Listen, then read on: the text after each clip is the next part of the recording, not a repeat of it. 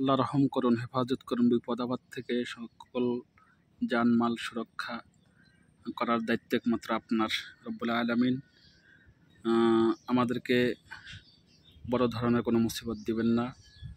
আমরা আপনার গুনাহগার গোলাম, গুনাহগার বান্দাদেরকে আপনার কুদরতি নজরে রাখুন।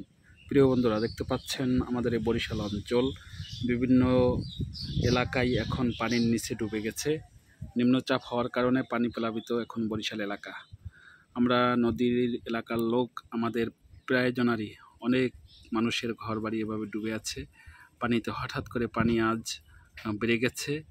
এই পানি বৃদ্ধি হওয়ার কারণে মানুষ অনেক কষ্টে বসবাস করছে। আল্লাহ রাব্বুল আলামিন যেন সবাইকে বিপদ আপদ থেকে হেফাজত করেন, এজন্য দোয়া করবেন। যে যেখান থেকে দেখছেন, আল্লাহ রাব্বুল আলামিনের কাছে আমাদের বরিশাল অঞ্চলের বিশেষ করে নদী এলাকার মানুষ অনেক কষ্টে বসবাস এই মুহূর্তে আছে। তাদের হেফাজতের জন্য সকলের কাছে দোয়া চাচ্ছি। এভাবে বাড়ি ঘর তলিয়ে এখন খুব দুর্দশার ভিতরে মানুষ ভুগতেছে, বসবাস করতেছে। অবশ্য নদীর কাছে জোয়ার ভাটার পানি তো কিছুক্ষণ থাকার পরে আবার নেমে যায়।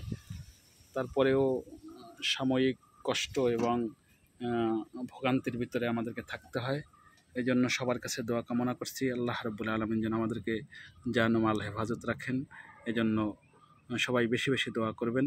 সবাই ভালো থাকবেন। আল্লাহ হাফেজ।